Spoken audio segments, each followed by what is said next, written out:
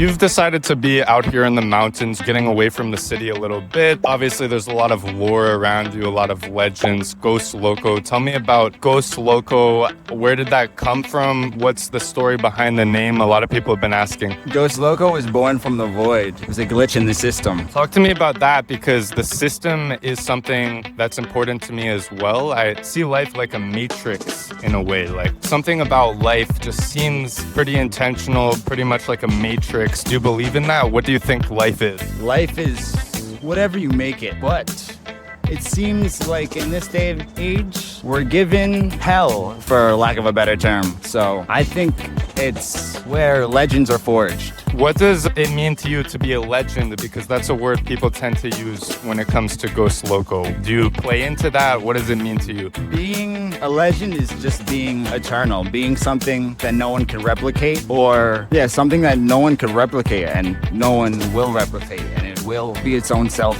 for eternity. What do you see your purpose to be? What do you think purpose is like for you? My purpose? To project my signal out into the world. I love that. What message are you trying to communicate with your signal? Is it to be authentic? What are you communicating? Because you've definitely been communicating a lot with your recent project. I want life to be felt again. So that's why I'm going with the instrumental. I think personally, I'm sick of hearing. I just want what's real and what I feel is real to me. I love that. A lot of people have been talking about it. It's a pretty bold choice, the recent album, to go full instrumental. What inspired that? Why are you going full instrumental with this album? Does it have something to do with your philosophy on just people are starting to, they're not really saying anything and saying a lot at the same time? Is that kind of why you decided not to include lyrics on this project? Yes. Yeah, I realized I mostly like music for the beats and the sounds of it. I don't really care what they're saying, but it's weird to me how, like, today's age, the music is all focused around vocals. Yeah. It's like vocals, which is cool. Vocals are just another instrument, but it's music's supposed to be felt, not heard. And I think with my music, vocals would take away from the overall vibe and energy I'm trying to put out. I love that, Craig or Ghost. Should I call you Ghost? Lord Gloko. Lord Gloko, fantastic. Gloko, you dealt with a back injury. It was pretty bad, obviously. Talk to me about that. How do you think that influenced your life and your career? Because I noticed your art made a turn after that injury happened. Yeah, so music was an escape for me, but now it's my weapon. And that's all I'm gonna say about it. I love that. I love that. Do you see your efforts as part of a bigger revolution going on right now in our society among our generation? TLOKO below.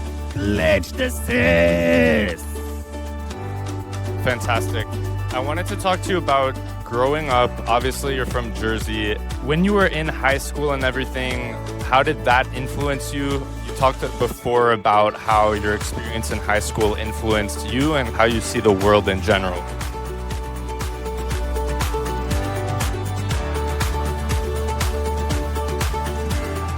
Me and Craig may share a vessel, but Craig died and Gloko was born, so I cannot speak for the entity called Craig at the moment. Got you.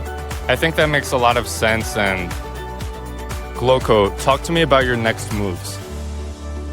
I'm just experimenting, bro. Like, I'm finding inspirations, finding what I like, letting it all rip, bro. Like, I found I'm doing it for the absolute love of it. That's it. I'm just trying to experiment, make something that didn't exist now. But I'm done. I love that so much. That's fantastic. And by the way, if you're confused why I'm using the phone, it's like just a backup recording in case anything with the mics, because I haven't used them before. No, backing up is I use FL Studio, and I've lost a lot of stuff because I didn't save it. Yeah. And talk to me about your process making beats. Obviously, you've got unique beats. It's not something that is a established genre. You're a pioneer, I wouldn't be afraid to say, of this genre. How would you describe the genre? Talk to me about some of the other artists that you see on this wave. I don't see anyone else on this wave because I can only speak for myself, but me, I'm just trying to make stuff that feels good and makes me move. Like, when I'm making my music, I'm literally dancing to it. So I just want my music to sound like a party or sound like a funeral, because that's a part of life too. Just anything that evokes that emotion. Like, I think at the end of the day, for me, and when it comes to music, because I'm also an artist and I do have some projects dropping very soon as well that I was recording out in LA. For me, music is all about emotion and feeling. It's not about, what the lyrics are saying exactly. But that can have to do with it. For me, it's all about that emotion, because the songs that have really spoken to me have been the ones that just make me feel in my body like a certain kind of way, not even anything apart from that. And that's why music is really, it's like a magic to me. It's not a science. You can't replicate it in a lab, these certain songs. You've had some tracks that they've spoken to me and a lot of other people out there, especially in the New York underground area. Talk to me about that. Do you think you'll always see yourself as underground? Would you ever want to be considered mainstream? I don't like labels. I'm just TLOKO. Yeah. So whoever enjoys my music, I'm not trying to cater to a certain audience. I'm summoning witnesses. Yeah. So watch out. I love that. Summoning witnesses. Let me just check the recording. Great. Can we get a little mic check? Nice. It looks like it's right on point. That's fantastic. Fantastic TLOKO. Talk to me about that. Where did the name TLOKO come from? Ghost Loko. So Ghost Loko is the untamable self we all have within us that doesn't listen to societal expectation programs. It's pure feeling. And I call myself a ghost because I absorb myself into formlessness. A mystical, swag nasty, formless force of nature. And Loko, because everyone knows I'm a tad crazy. I love that. That's fantastic. And talk to me about fashion, because TLOKO, if I know one thing about you, is you've got a great sense of fashion. What inspired that? Was it growing up in the New York, New Jersey area? Do you feel like you're trying to, the same way in your music, you're making your own lane, your own genre? Is that what you're doing with fashion? I don't try with fashion. I just put on what makes me feel the most comfortable and like myself that day. And I just never liked dressing like everyone else. I would go to school and I would have to stand out some way. Even if we had to wear the same thing, I'd have to stand out somewhere. And when people would copy me or follow what I was doing because they liked it, I hated that too, so I would have to switch things up. I'm switching it up, doing what I feel. Not following, just feeling. Yeah, I love that so much. I think a lot of people out there are posing, trying to be something they aren't, and I just respect you more than anything for not doing that. Talk to me about this. What's this you're holding in your hands right now? It's a 432 Hertz tuning fork. What do you use it for? To bring me back to reality and to tune my guitar. But to bring me back to reality when I'm floating away because I'm an air being and I'm just floating. If I'm floating too far, it brings me back. I love that. That's really cool. What do you think it is about that frequency that grounds you? I don't know. It just feels good. I was literally just messing with the guitar and looking into different tunings and stuff. Like Jimi Hendrix tuned to 432, and I tried it, and I was like, this sounds better than 440. Just to me, for the music I'm trying to make, I don't think there's 440 hertz is like the devil's tone, and 432 is like the Earth's resonance or whatever. It just sounds better to me because I use a lot of distortion. And when like the higher frequencies and you use distortion, it could be harsh. And I use a lot of distortion, and boosting the frequencies down to 8 hertz just sounds better to me, honestly. A lot of artists ask me, and something I'm curious about too, how do you decide on what final level to put your music out at? Do you pay attention to the decibel levels, or do you really just go with what feels right? For me, I do pay attention. I just make sure it's not clipping, and it's not digitally distorting. But I just make sure it feels right, because I've gotten stuck in the trap of looking at the levels and too much, and then my mixes come out flat and all that stuff. So I've definitely fallen into that trap of looking at the levels, making music with my eyes. But I remember this quote. But so I'm really into feeling it now. I'll be EQing and I'll close my eyes and okay, that's it. That's how I'm doing it now. I still look at the levels to make sure everything's not out of hand, but 100%. I'm using my ears. That's fire. And I love your creative process and your creative output. You've been making music and you stay dedicated to it. You're the kind of guy that doesn't question what he's doing in life. A lot of artists fail because they try to go off on their own and they start second guessing it all the time. And they say, oh, maybe this won't work. But guys, in life, if you're not in all the way, you can't do anything halfway. I always was inspired by your ability to just go head first into something and not really look back or question it. It's like a superpower, and a lot of people don't really understand it. But I feel like, how would you explain it? I just have an insatiable curiosity. It's literally, I think it's that, like, I have to know. I have to figure it out. And failure is like one of the best teachers. I've failed so many times, so many times, hitting rock bottom, hit my face, scratched my bottom at fucking bedrock, bro. But that's how I learned. That's how I became who I am. So I don't necessarily worry about what doesn't work. I just worry about what does work. Like, mistakes are for learning, not repeating. I love that. I think that's fire. Like, mistakes are for learning, not repeating. And yeah, like at the end of the day, we don't really, in terms of life, like, why wouldn't you want to spend your life chasing something? Like, at the end of the day, like, even if you don't make it in the exact way you're initially thought or whatever, what's better, to spend a life working in a cubicle or doing something you despise all day, like screwing people over, versus chasing a passion or just doing what you love? And you're an inspiration to a lot of people because you're actually making it work, and that's something I want to commend you on. And you're a big inspiration to me in general, and I really appreciate you taking the time to do these interviews, because a lot of people want to know what's going on behind the scenes, behind the hood. How does the creative process work? How does it come about? Following the fun. What's fun? Yeah, following the flow.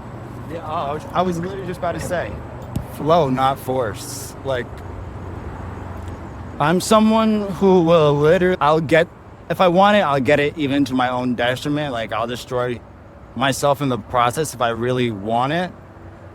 So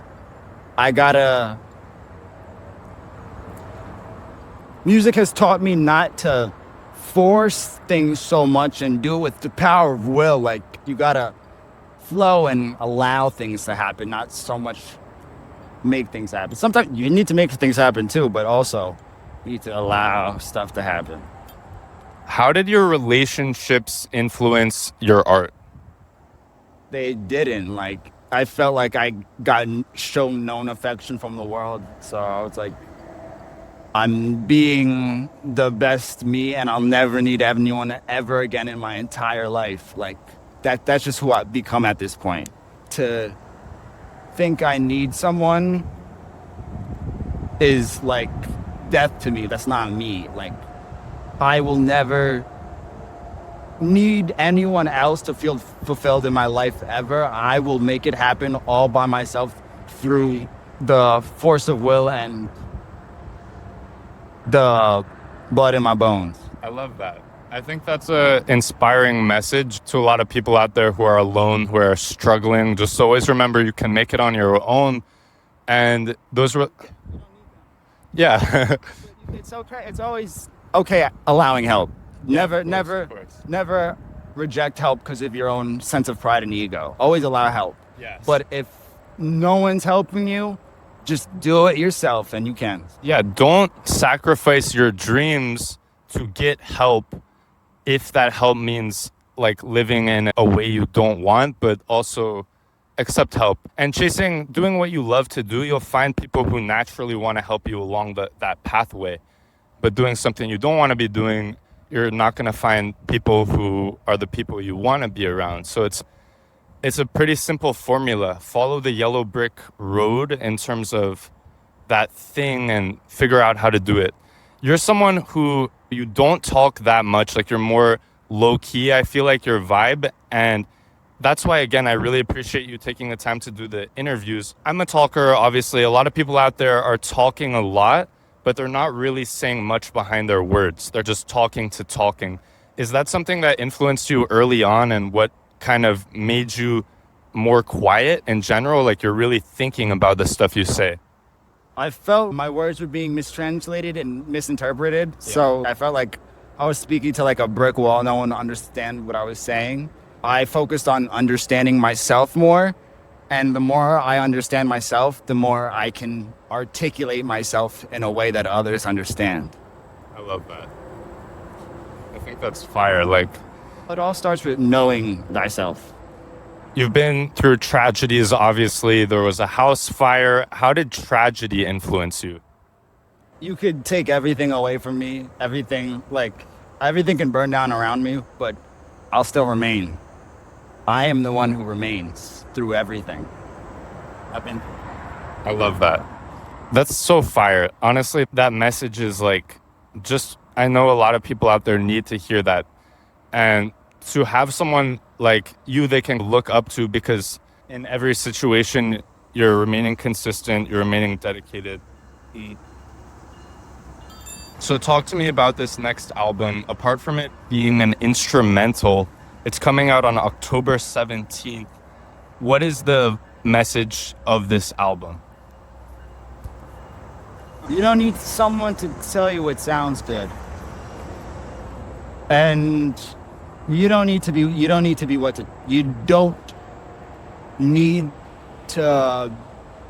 told what to do. Yeah. It's something you could get hyped to, cry to, and ride to. Like it hits all three of those. And you don't need, I don't want to hear it anymore. I literally don't want to hear it. Like, I honestly can't even listen to rap music because of the lyrical pollution, which is okay. That's what they live, and that's cool. But for me, I cannot accept that in my energy because it's not what I live. So, it's like my biggest inspirations from trap and hip hop, the production of that without the murder and misogyny. I like that. We all like the beats, but do we really like what they're talking about? Yeah, no, it's crazy. My favorite beats are like drill beats. Like those beats are so sexy and fire. A lot of the time, though, it is glorifying real tragedies. And I was just about to say, I listen to drill music and I'm like, damn, that's tragic. To me, that's tragic to me. Yeah. But that's how they're surviving. That's how they're living. they have to tell their story. Yeah. So I never hate on it or nothing. Like, it's just not something I consume. Yeah, 100%. I respect the hell out of it. They live a life that I could never live. That's the real of it. Like, I just can't relate, and I don't want that stuff in my world. I agree with that 100%. I'm on the same wave, honestly, and it is interesting. Some of the realist music that we like, they're really not worried about what we think of it. They're just making like the realest music possible. So there is a certain respect to that, just being really authentic and everything. And yeah, what was it like when you went to New York, when you were at Engine Room? Obviously, there's lots of celebrities that go through there. Ice Spice was recording there at the time. 50 Cent obviously has that history. What was that like, being surrounded by celebrities? You don't seem to me to be the kind of person who pays too much into that, but everyone around you was. No, like, my whole thing, I was like, not worried about the celebrities, because I'm worried about the people who have the experience. I was like, oh, these people have experience. They really know what they're doing. They have like plaques and stuff, so they know what they're doing. I have a lot to learn from them. Yeah.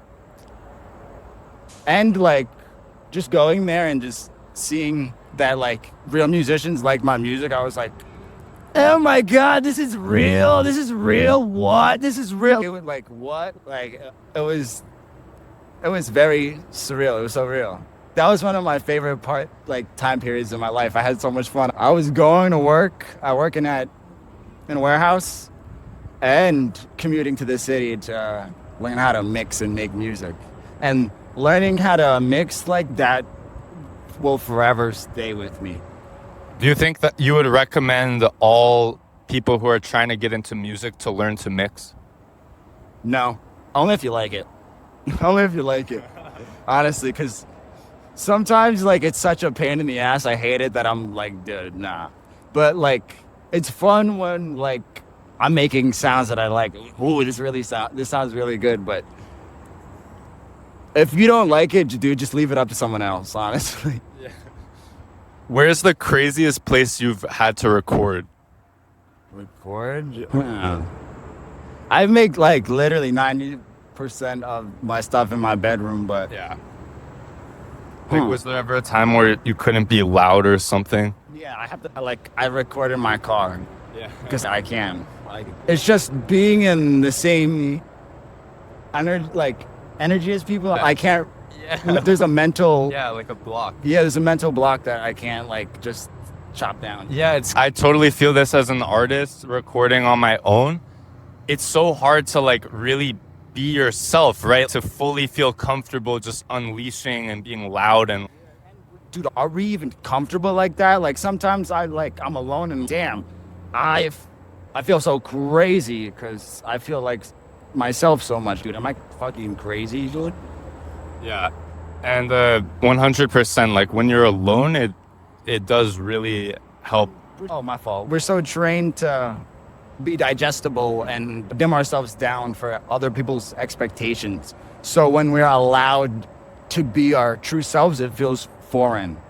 But you gotta recognize your true self doesn't feel icky and foreign. It's the false self that is trying to protect itself from like the cringe and stuff. So it's not the real you that's scared to be you. It's the false you scared to be you. 100%. I really couldn't agree more with that. Talk to me about the outside world, politics, global wars, tension. Do you pay attention to that? And what's your kind of take on it? I can't help but seeing it. And I can't help but feel it. Yeah. Yeah, I think that makes sense. Like, we really can't help but acknowledge, like, just see it. And it is happening. It's sad. In one of my recent songs, I actually made a message to the world about learning to get along and move on from all of that tension. I think it's crazy, but also it can wear you down to think about it too much. I'm focused on building my world. Yes. And building a world where people feel accepted. So I'm focused on building my world. Yes. I have this sort of tunnel vision right now. I love that. Like your circle of control. Yes, exactly. Yeah, and then you pay attention to your circle of control and it starts to grow. Yeah, I love that so much. And I wanted to ask you, why do you think we exist? I think existence is an alchemical transformation and an alchemical study. And where do you think we come from? Like, where does the universe come from, do you think? Consciousness. Just the pure isness. Like, the isness is where it all comes from. What is that, though? Like, the isness. Like, is. Like being. the state of being. Yes, pure state of being. Just being, like, literally the pure state of being aware that you're being aware of you're something at all. Yeah. I always ask myself this question, what comes first, matter or consciousness? And my thing is, matter even there until something is aware to see it? Because if nothing is aware or experiencing it, is it really there? Yeah. And, another question I always love to ask people is, do you think you're a human being experiencing awareness, or do you think you're an awareness experiencing being a human being? Let me just check while I think about that. So what you asked me is, do I think I'm a human being experiencing awareness? Or do you think you could lean back like you were just now so I can see if you're still in? Yeah, it's good. Perfect. So can you ask it again? Sorry. Do you think you're a human being experiencing awareness, or do you think you're an awareness experiencing being human? Okay, this is a great question, and it's something I actually think a lot about. And I think I would go with the latter. I would say I feel more as though I'm an awareness experiencing being a human being. I think the soul is something that is like transcends being human, and we're simply experiencing life through the medium of human. So it's like a medium, like art or can have mediums, and that would make sense to me. Again, I wouldn't know. Like, I really am unsure, I think, about it, but it's something I want to figure out. What do I feel? I think I feel like I feel like you really want to know what I feel. It's funny, no one asked me that really ever. But what I think is going on is that when I, like my life, for example, right? So all that I know for sure is that I was born and I grew up and I'm here and I see the things around me and experience it. I think that, like, I've always been a gamer before. I try not to play video games a lot now, but I've always been into gaming. And another thing I've been into is mysteries and puzzles. And I think that life is a puzzle that we're meant to figure out. And I think that most people, for whatever reason, you can't judge them, but have just coincidentally never tried to. A lot of people have in the past, like in the ancient Greece, a lot of philosophers were trying to dig into this, but more so through the mind. They were trying to answer the question of why we exist. I want to really answer the question of why we exist. And I think that there are clues hidden around the universe that can lead us to cracking the code. Because I don't think it's really fair, whoever put us here, in the sense of they can just take our loved ones away when they want. They can put us in a car accident or horrible situations or allow it to happen if they really do have that control. So I think that collectively as a species, we have to get our get back and figure out why we exist. And I think that whoever's watching God or whoever it is out there, I have a strong feeling that they want to see us try to figure it out. Like, for example, they would have killed me by now if they really didn't want us to, because I've converted my whole life into trying to figure this question out. And I think it's just fun for them, entertaining for what God or whoever's watching. Yeah, it's fun for us. Exactly. It's the most rewarding thing ever to figure it out. I think we know what we're doing before we come here. I think we Choose it. choose to forget everything to learn and see ourselves from a different perspective. Like, my favorite game I like to play in my mind is, who would I be if I forgot who I was? And I think that's like the game of life. Who would I be if I forgot who I was? Yeah. Because we're always going through obstacles, life circumstances that literally change who we are. Like, we're never the same person unless we attach ourselves to that person, you know what I'm saying? Yeah, 100%. That's a big thing, having that growth mindset and not being attached to who you are or who you were, and like letting go of things that held you back, like certain thought processes and things like that. Like, one thing I think a lot about is, in terms of existence, did you see The Matrix? Yeah, I love that. Yeah, I love The Matrix so much.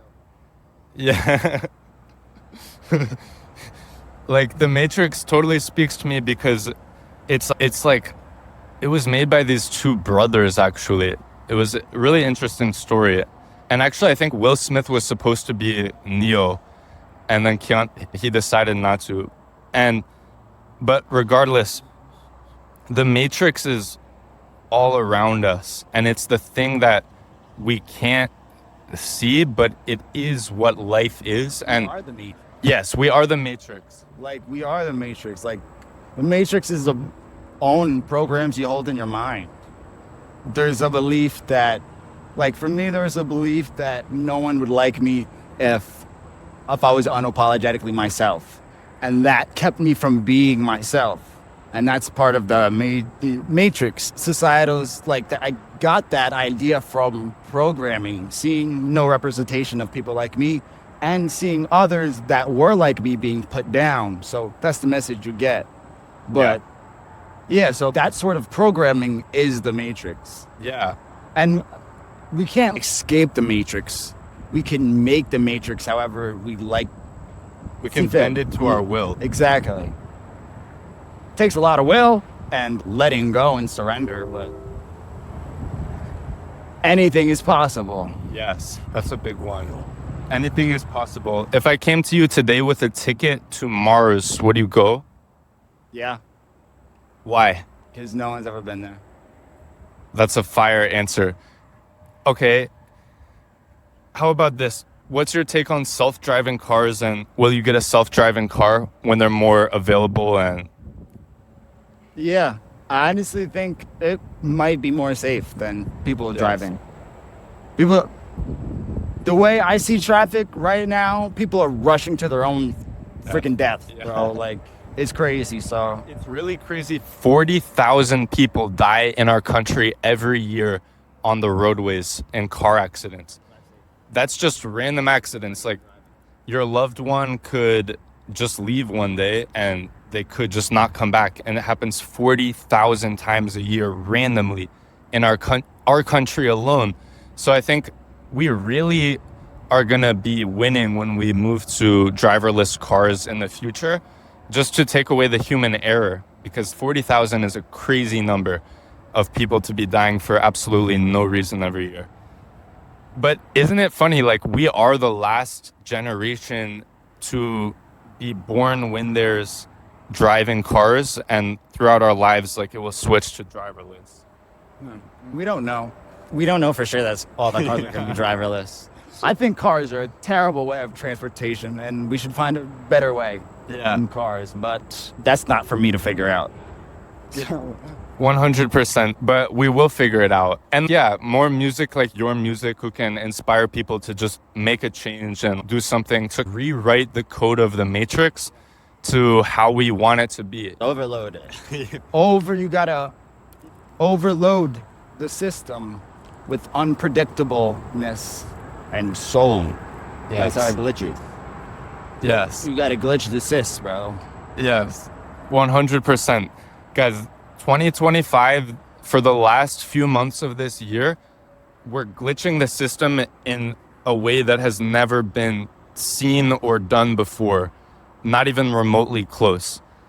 We're on the verge of a breakthrough that's going to lead us to figuring out why we exist in a concrete and material way. The structures of Earth, of society, of politics are all going to be disrupted in a big way this year. So stay tuned for that, guys. And the music of Ghost Loco is fueling this movement. We're glitching the system, rewriting the code. Do you have any final message to people out there? TLOKO overload, glitch the sys. It's a TLOKO overload, glitch the sys, gotta glitch the bitch. That's fantastic. Ghost Loco, Glow Loco, Gloko. Gloko, thank you so much for Gloko. Gloko, thank you so much for hopping on the pod.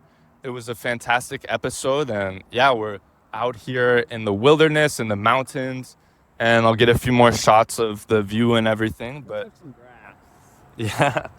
Yeah.